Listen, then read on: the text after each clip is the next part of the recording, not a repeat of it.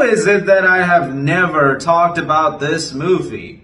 It's kind of crazy because this is one of the most rewatched movies in my entire collection. There's absolutely no way that I somehow missed out on this so far, but I have. And so it is time to rectify this mistake, and great timing too, because Transformers 1 is going to be out in theaters very soon, and so I figured I would use this opportunity to talk about the movies that I haven't yet. And so far, those are 3. One is this, the next one is going to be Dark of the Moon, and then it's The Transformers the Movie, which is the other animated film. And I'm glad because there is a lot of love that I have for a lot of different franchises that exist in the world. When it comes to things like superhero franchises or Star Wars, Star Trek, Indiana Jones, whatever have you, there's so many things out there that I'm a huge fan of. But Transformers to me has always just been a very special thing. There's always this affinity that I've had to watching the shows or even the movies or playing the games or collecting the action figures that makes those stand out and stand apart from everything else. And when I heard that they were doing a Transformers movie, of course I was pumped out of my mind for it. I grew up watching the cartoons like I'm sure many people did. I watched the original stuff. I watched Transformers Armada, which was on at the time too. I was super nostalgic for some of that. And so going into the movie, I couldn't wait to see these characters brought to life, because you have to remember that at the time, the idea of Transformers was really cool. Like, seeing these robots turn into vehicles and then drive around, and then, you never knew which one was a robot until they eventually transformed, and then they had a bunch of really cool looks and weapons, and they would fight each other, the Autobots and the Decepticons.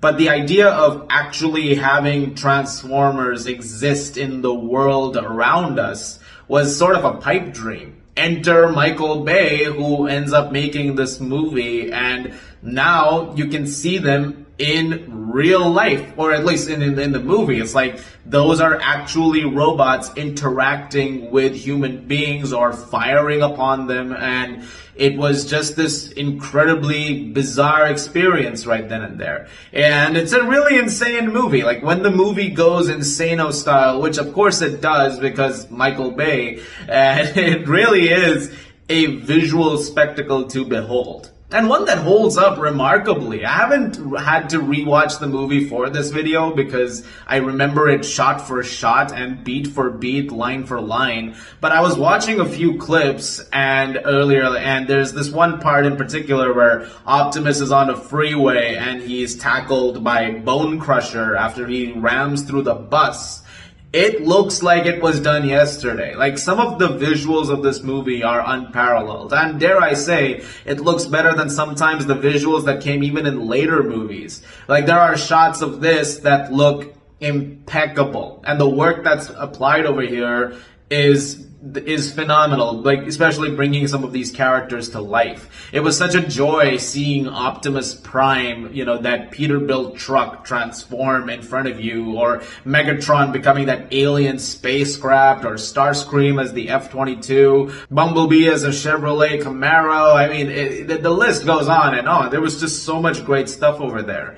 And it's just, yeah, it's one of those awesome movies to me. It played out exactly the way that I expected a Transformers movie to play out. Even when it came to the human characters, which are there, and you get some time with them as well. But most of it, I mean, it's pretty negligible. I mean, sometimes you get characters you really care about with humans in Transformers lore. Sometimes you don't really get that. Over here with Sam Witwicky, played by Shia LaBeouf, he was an interesting enough character to write the story out with, and eventually how he gets Bumblebee and the bond that forms between them.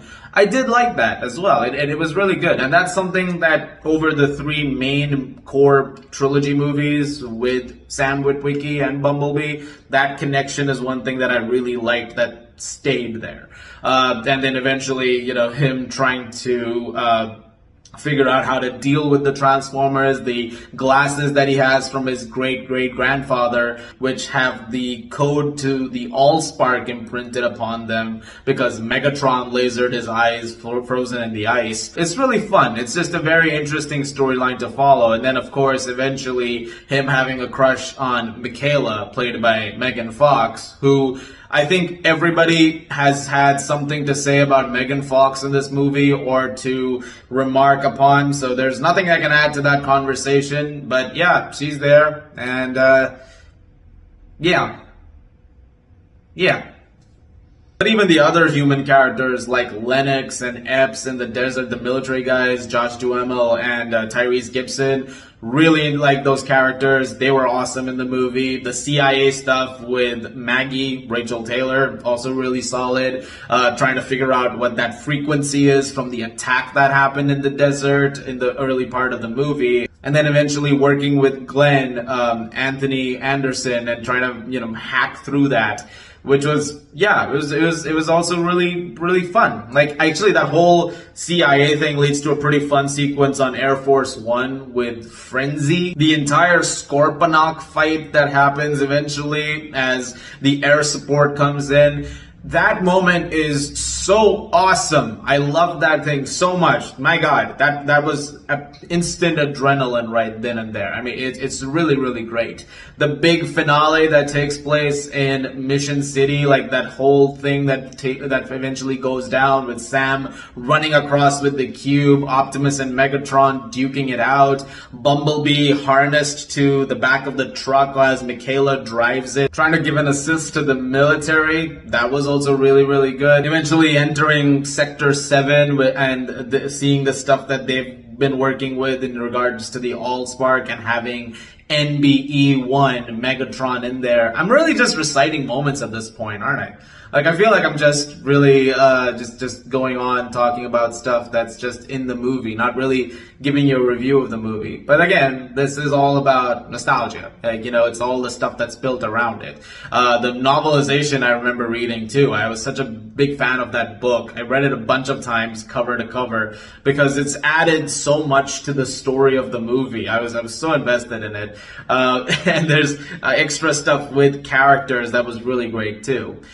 This was also some great stuff with voice acting. Like, it was so great to hear Peter Cullen as Optimus Prime in this movie. He was doing a really great job. When it comes to the core characters, there were a couple of changes, like Megatron, voiced by Hugo Weaving, which was honestly pretty cool. Like, when he first really does, get going towards the very end of the movie, I might add, which was, whatever.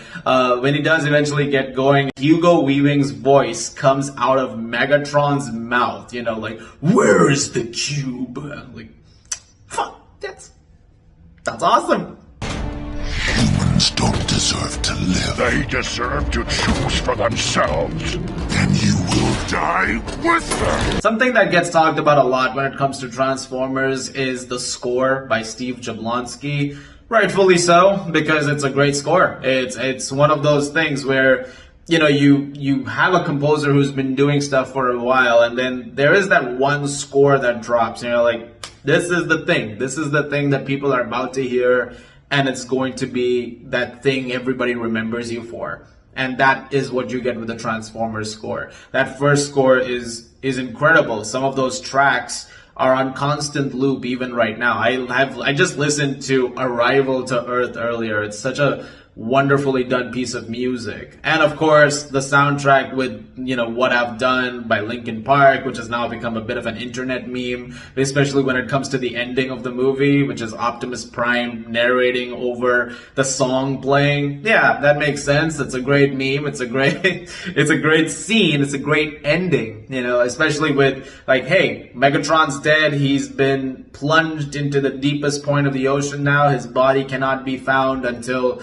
the next movie when they find it in Revenge of the Fallen. But it's just a very well done movie. And I know that a lot of people have issues with it, but it's just one of those movies that I adore so much and I have such a special place in my heart for. I could go on and on about it. It respected the lore really well. It did such a great job with its characters. The visuals were impeccable. The action was amazing.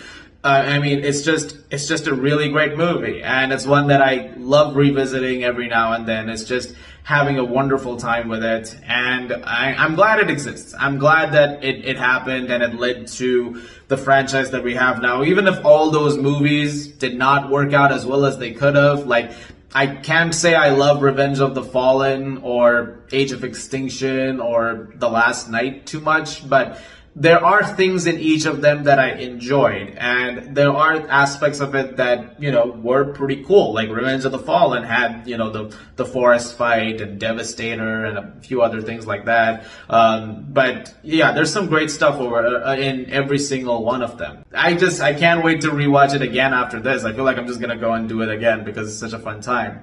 But I'm also very excited right now to talk about Dark of the Moon, because that's a movie that I think is really, really great too. So I'm going to talk more about that very soon. I can't wait to do that video, and I hope you enjoyed this one. So guys, thank you very much for watching. If you have till this point, it means a lot to me. I can't wait to see Transformers 1 as well. I'm excited for that.